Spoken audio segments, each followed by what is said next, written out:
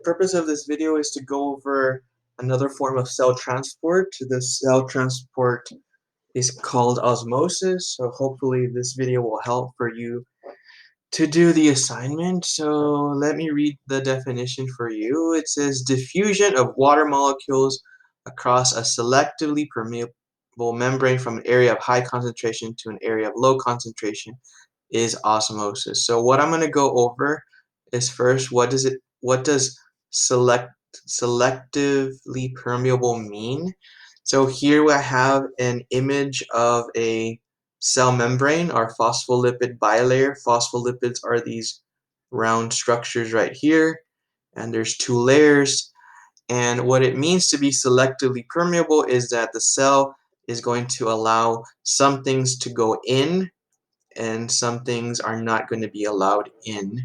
So for example, substances that are very easy to go in through the cell are carbon dioxide, oxygen, other substances known as benzene, hydrophobic molecules. They can just go straight through the cell membrane.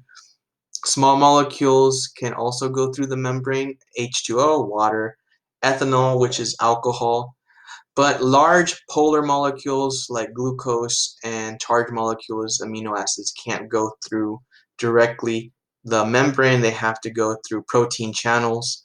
They have to have another method of going into the cell. So basically what it means is selectively permeable is only certain things can be permitted to go through the cell membrane.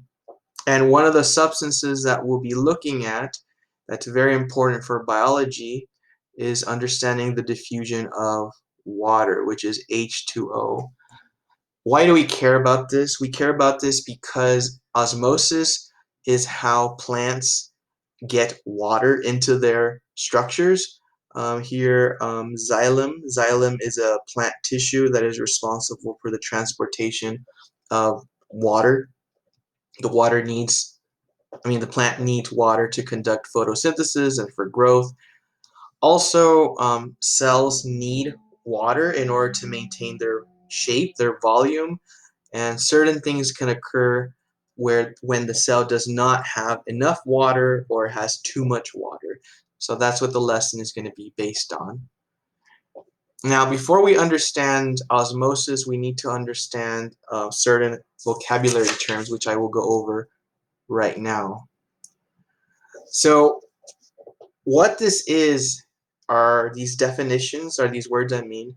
The first word is called solute, solvent, and solution. The reason we need to understand these words is because cells, specifically red blood cells, they exist in a solution, and a red blood cell has solute, and there is solvent, which is water. So let me go over those definitions. So solute is basically, students, a substance that is dissolved in a solution. The main example that we use in biology is salt. So salt can be dissolved. I don't know if you ever taken water and salt and put the salt in it and then you stir it. You stir it and then it dissolves in it. So a solute is a molecule, some sort of substance, which in this case it's salt. Something that dissolves a solute is called a solvent. So a very important solvent is water. Water dissolves salt. Water also dissolves sugar. Water can dissolve many substances, but in this example, we are focusing on how water can dissolve salt. Once we combine water, a solvent, and a solute, we have what is called a solution. A solution is a mixture of the solute and the solvent. And the salt, water, this is the salt that is dissolved in the water. So what you're going to be looking at is cells are going to be placed in different solutions, and there's going to be different levels of solute in the solution, and this is going to determine how water moves into the cell or out of the cell. So let me show you this diagram right here. This is a diagram of a cell. We have salt, our solute. We have our water. Combined together, it is a solution. Inside the cell is a solution. Outside of the cell, we have water, our solvent, and our solute, which is also a solution. So what's going to determine the movement of water is which area has the least water and which area has the highest amount of water. And that is determined by the amount of solute that we have. The more solute, the less water. The less solute, more water. So in this example, we have more solute inside the cell. If we have more solute, we have less water. So the water is going to move from high concentration to low concentration. The cell is going to have water go into it because there is more solute and there's less solvent, which is the water. This happens in a variety of ways based on the concentration, how much solute we have. So let me show you that. So in this example, we have our red blood cells and we have our salt concentration. We also have our solvent, which is our water. So let's go over this one first. Hypertonic. Hypertonic refers to the solution. The solution is our solute plus solvent, which in this case it's our salt and our water. If a solution is referred to as hypertonic, that means that the solution has more solute than the solution inside the cell. In this case, according to the definition, we have more solute outside of the cell than inside of the cell. So if we have more solute, that means we have less water. There is more water inside the cell than outside. So what's going to happen is the water is going to move from high concentration, which is inside the cell, to low concentration. So the water is going to move outside of the cell. Hypertonic, more solute than in the solution outside of the cell than inside. So there is more water inside the cell and there's less water outside the cell. So the water is going to move from high to low. The opposite, hypotonic, meaning that the solution outside of the cell has less solute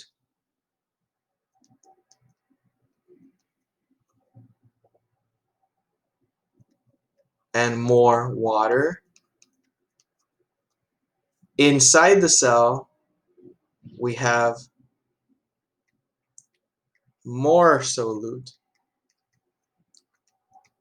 and less water.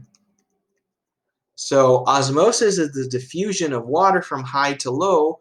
We have more water outside, less water inside, so the water is going to move inside the cell and it's going to cause the cell to swell up. It's going to increase.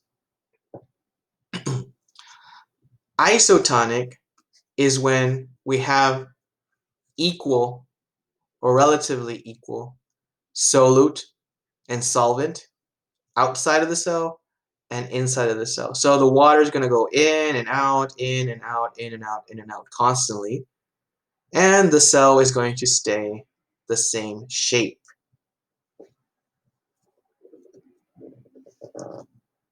For example, let's go to this one. Right here, there is 10% of the solution has salt, 10% of the solution inside the cell that is equal. So we have equal amount of water on both sides. I mean, inside the cell and outside the cell. So this one would be isotonic. In this example, we have much more water outside the cell because we have 2% salt. So that means the rest of it's water. And inside the cell, we have less water because we have more solute. So what's going to happen is, in this case, the solution outside of the cell is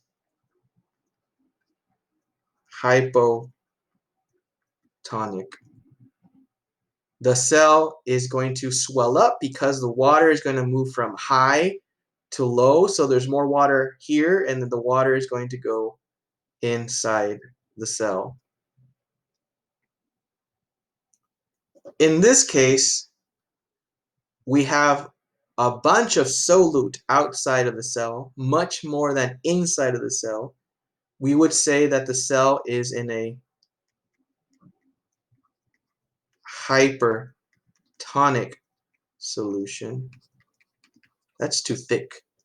So what's going to happen is there's less water out here. There's more water in here inside the cell. So the cell is going to lose water and the cell is going to shrivel. It's going to shrink. When we're talking about hypotonic solution or hypertonic solution, we are talking about the solution that the cell is in. Once we know this percentage of the solute of outside the cell and inside the cell, we can determine the movement of water from high concentration to a low concentration. And we're going to practice this in class, but I wanted to make a video for you.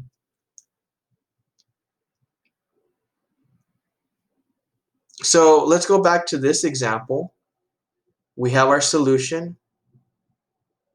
We have much more water out here because we have less of the solute, which is the salt. We have more solute in here. The water is going to move from high to low. This diagram right here shows a hypotonic solution. Hypo means under. So the water is going to move inside the cell. Now, why does this matter? Why do we care about this? Well, if you remember the cells want to maintain homeostasis. Wait, can't spell it. Homeostasis. The body wants to be balanced. If the body has too much salt, we have problems. Hypernatremia is a condition where we have way too much sodium, salt in the blood, and it causes all these different problems, cramps, impaired gluconeogenesis. Basically, the body cannot function properly in production of sugar. Hyperventilation, decreased left ventricle contractility. Basically, the heart cannot pump very well. Shrinkage of the brain, restlessness, and coma. So look at all this stuff that can happen if we have too much salt in our diet or too much salt in our bloodstream. That's hypernatremia. This is hyponatremia. Hyponatremia is when we have too little salt in our bloodstream. So what happens is all these different conditions: fatigue, convulsions and seizures, feeling weak, loss of consciousness, or coma. So all of this is related to diffusion of water, which is called osmosis, and the concentration of solutes, of salt. And we really don't talk about plants too much, but plants are also maintain their structure through diffusion of water, which is osmosis. If our cells inside the cells of a plant have plenty of water, they have what's called turgor pressure, which keeps them nice and strong, not wilted. So these cells have very little water, less water. This kind of happens like if you add salt to the soil or you add too much solutes to the solution outside of the cells, and the water leaves and causes wilting.